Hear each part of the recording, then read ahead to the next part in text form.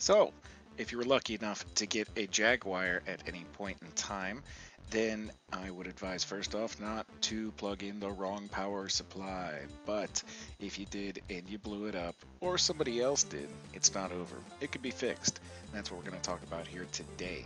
So, of course, going to need a few things, soldering skills being one of them.